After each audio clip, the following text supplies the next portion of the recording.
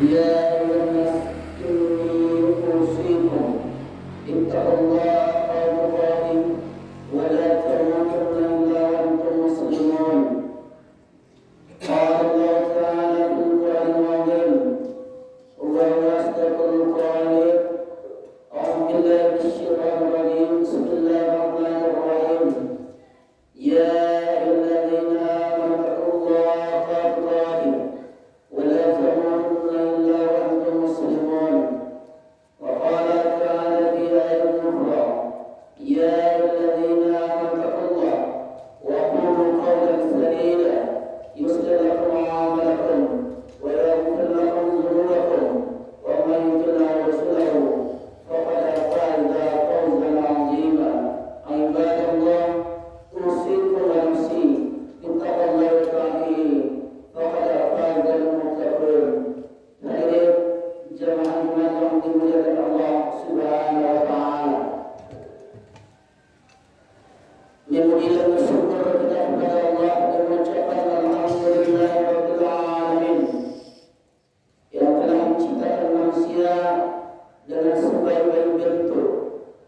Bersolawat kita semoga tercurah kepada Sayyidina Maulana Muhammad sallallahu alaihi wasallam. Allahumma shalli ala Sayyidina Muhammad wa ala ali Sayyidina Muhammad. Hadirin jemaah yang dimuliakan Allah Subhanahu wa taala. Melalui khutbah Jumat kita yang singkat ini, melalui mimbar Jumat yang mulia ini, di hari Jumat yang mulia ini, saat kita sedang melaksanakan ibadah Jumat ini, khatib mengajak pada kita semua untuk meningkatkan iman, takwa, dan syukur kita kepada Allah Subhanahu wa taala.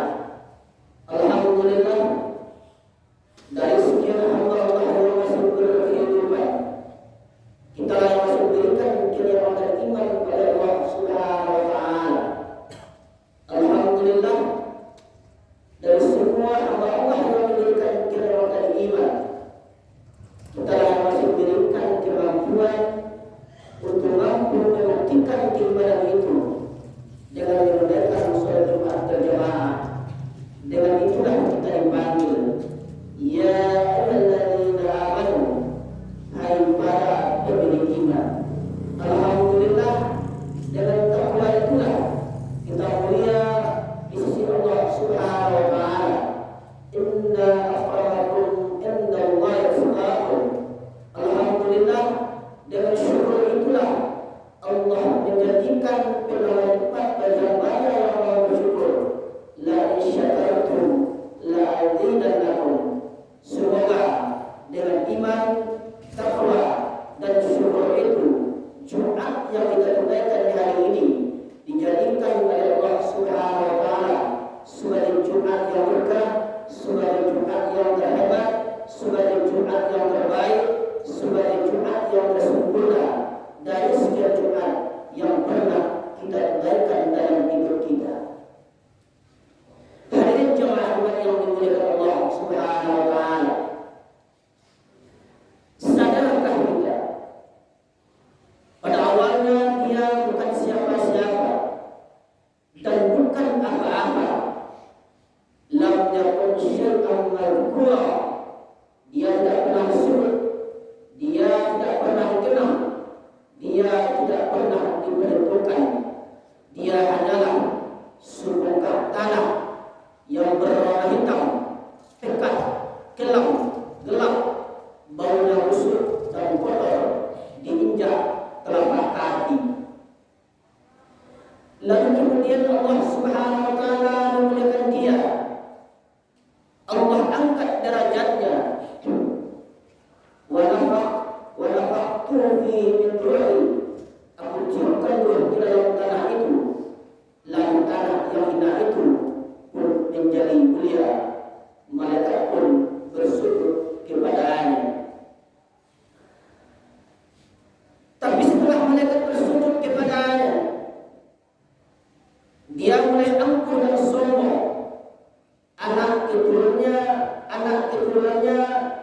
diciptakan dari saripati tanah, min ma'in mahin, dari air yang hina, dina, dari air yang lemah, dari air, dari setetes air yang dipandang rendah.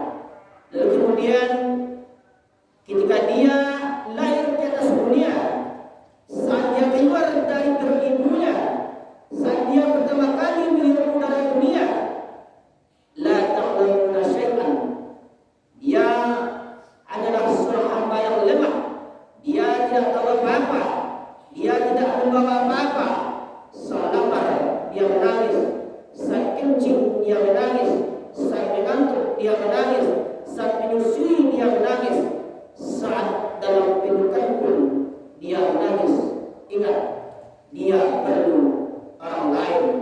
Kemudian dia lupa jati dirinya. Sungguh benar apa kata pepatah Arab, yang celaka bukan orang yang miskin, yang celaka bukan orang yang susah, yang celaka bukan orang yang melarat, yang celaka adalah orang yang tidak tahu jati dirinya, angkuh, sombong. Padahal Nabi pernah berkata, la yadkhulul jannah, tak akan masuk surga, man kana fi qalbihi, orang yang di dalam hatinya mithqalu dzarratin min kibrin, ada kesombongan walaupun itu sebesar biji sawi. Waktu terus berjalan, dia terus dengan kesombongannya, bahkan lebih parah lagi, sampai-sampai dia berkata, aku tak pernah sholat, aku tak pernah puasa, aku tak pernah zakat, aku tak pernah infak dan sedekah. Kenapa rezekiku lancar? Kenapa anak dan istriku sehat? Kenapa umurku panjang? Kenapa kuasaku hebat? Dia merasa sudah menipu Allah, padahal Allah sedang mempermainkan dia dalam bentuk, dalam sebuah yang bernama, dalam tipu daya yang bernama istidrak. Salah satu tujuan min haitsu la ya'lamun, aku ulur mereka dengan istidrak, wa amli lahum, aku ulur umur panjang, aku ulur badan sehat, aku beri rezeki yang banyak, aku beri kuasa yang hebat, aku beri anak istri yang hidup tenang, senang, enak. Dia letakkan kekuasaan di sebelah kanan, dia letakkan harta di sebelah kiri. Harta datang, pujian datang, hidup senang, jabatan naik. Tapi saat di puncak, lalu diambil oleh Allah, barulah dia sadar ternyata semua itu adalah laknat bersambung rahmat. Dia lupa, inna kalimatin, sesungguhnya Allah punya rencana yang amat timbul dan kuat.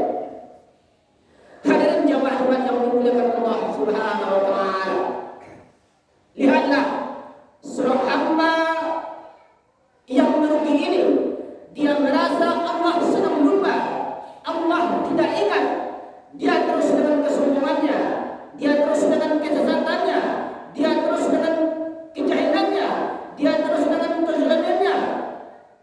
Allah ulur, Allah terus berulur, Allah ulur umur, diulur sehat, diulur rezeki, diulur semuanya diulur oleh Allah Subhanahu wa taala, seperti layang-layang yang semakin diulur semakin tinggi, sehingga tersangkut di pohon yang sangat tinggi, sehingga tak ada satupun yang dapat menolong dan menyelamatkannya sampai masanya tiba Allah mengazabnya. Inilah orang-orang yang terlanat dari makhluk-makhluk yang dilaknat oleh Allah Subhanahu wa taala. Akhirnya malam tak dapat ditolak, untung tak dapat diraih. Idza jaa ajalum, kalau ajal sudah sampai, la yastakhiruna sa'atan, tak dapat mundur walaupun sesaat, wa la yastaqdimun, tak dapat pula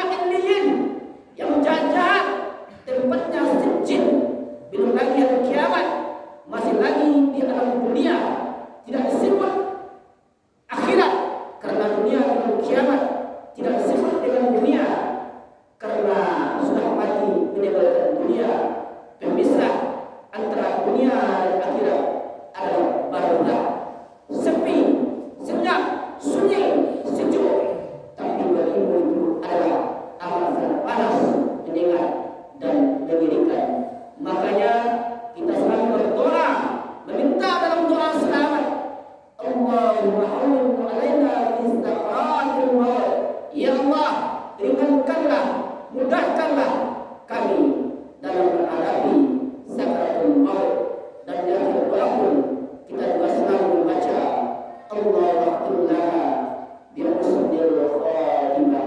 Ya Allah, akhirnya hidup kami dengan husnul khatimah. Fa'talibu ya ulul azhar la'alakum turhamun.